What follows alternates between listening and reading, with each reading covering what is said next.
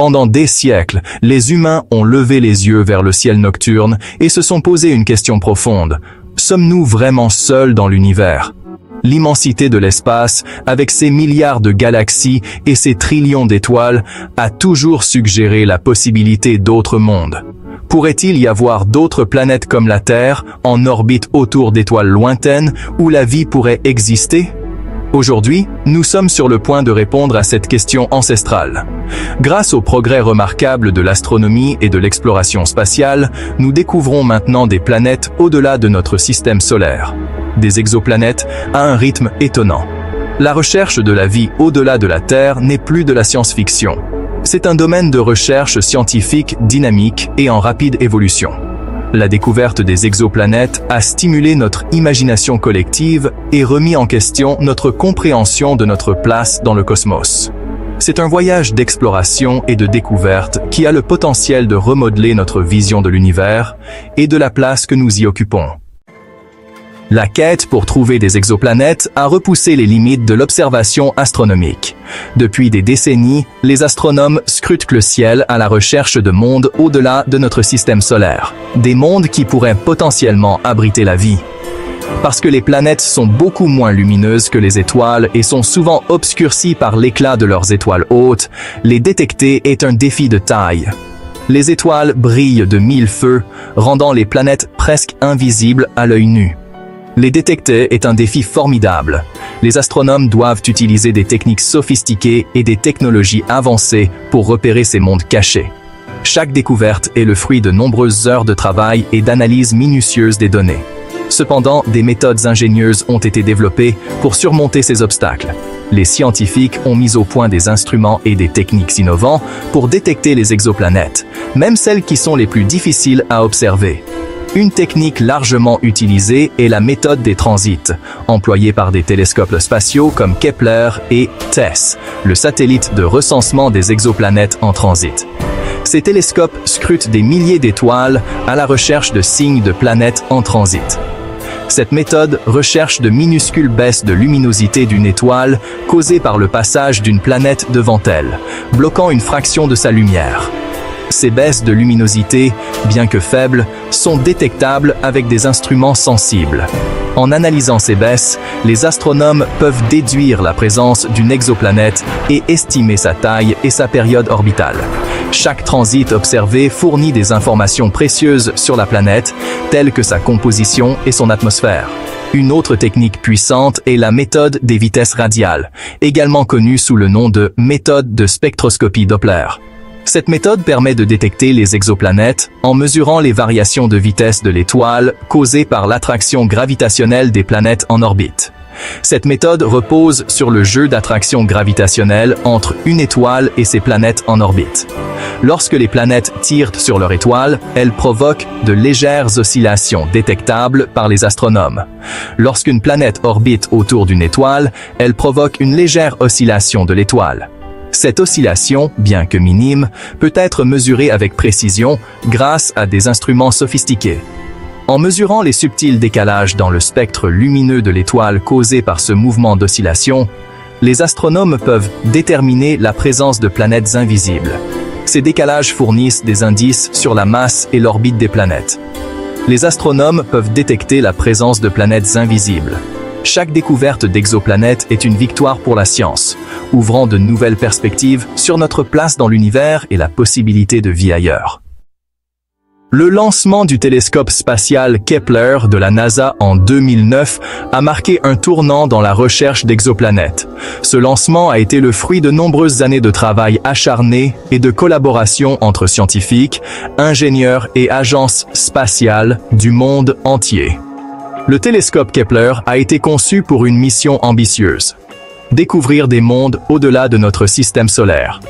La mission de Kepler était d'observer en continu une zone du ciel contenant plus de 150 000 étoiles à la recherche de signes révélateurs de planètes en transit. Ces transits, ou passages de planètes devant leurs étoiles hautes, provoque de légères baisses de luminosité que Kepler pouvait détecter avec une précision sans précédent. Et il l'a fait pendant près d'une décennie, amassant une mine de données qui a révolutionné notre compréhension des systèmes planétaires au-delà du nôtre. Les scientifiques ont passé des années à analyser ces données, découvrant des milliers de nouvelles planètes et affinant nos modèles de formation et d'évolution planétaire. L'héritage de Kepler est tout simplement extraordinaire. Non seulement il a découvert un nombre impressionnant de planètes, mais il a également ouvert la voie à de nouvelles missions et à de nouvelles technologies pour l'exploration spatiale. Il a découvert plus de 2600 exoplanètes confirmées et des milliers d'autres candidates attendent d'être confirmées. Ces découvertes ont élargi notre vision de l'univers et ont montré que les planètes sont beaucoup plus courantes que nous ne le pensions auparavant. Ces observations ont révélé que les planètes sont incroyablement diverses en taille, en composition et en configuration orbitale. Certaines sont des géantes gazeuses, d'autres des mondes rocheux, et certaines pourraient même abriter des océans d'eau liquide. Kepler nous a montré que notre système solaire, autrefois considéré comme le modèle des systèmes planétaires, n'est qu'une des nombreuses architectures possibles dans la tapisserie cosmique. Chaque découverte a apporté de nouvelles questions et a stimulé notre curiosité sur la diversité des mondes qui nous entourent. Les découvertes de Kepler ont profondément influencé notre compréhension de la formation et de l'évolution des planètes.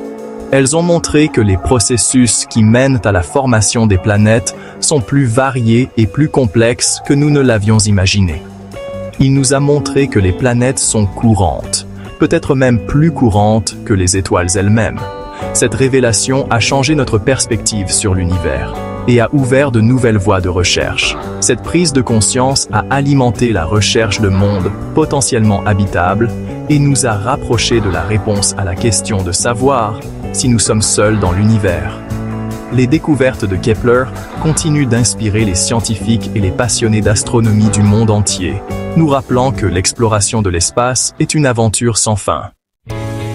Toutes les planètes ne sont pas créées égales. Certaines sont des géantes gazeuses, d'autres des mondes rocheux, et chacune a des caractéristiques uniques qui influencent leur potentiel à abriter la vie. Pour que la vie telle que nous la connaissons existe, une planète doit résider dans la zone boucle d'or, la zone habitable, une région autour d'une étoile où les conditions sont idéales pour que l'eau liquide existe à la surface de la planète.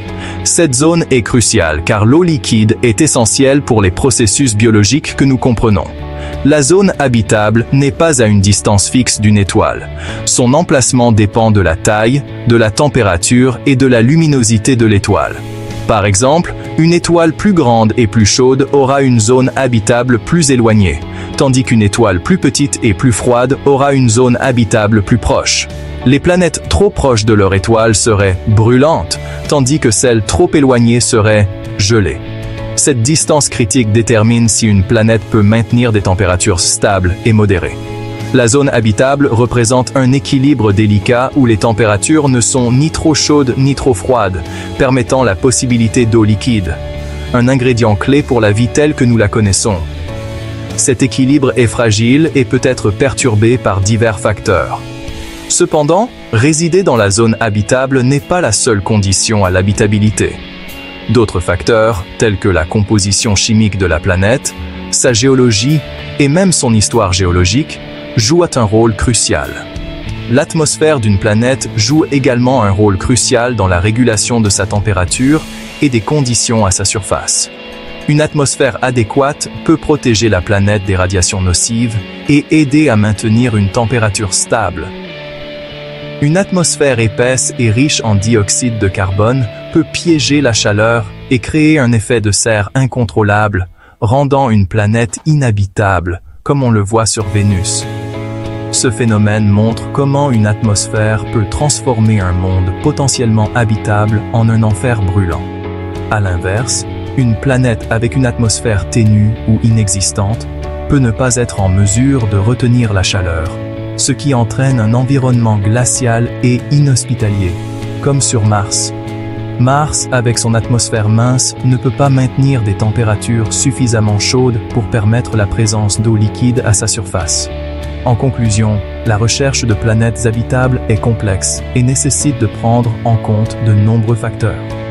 La zone habitable est un bon point de départ, mais l'atmosphère, la composition chimique et d'autres éléments sont tout aussi cruciaux pour déterminer si une planète peut réellement abriter la vie.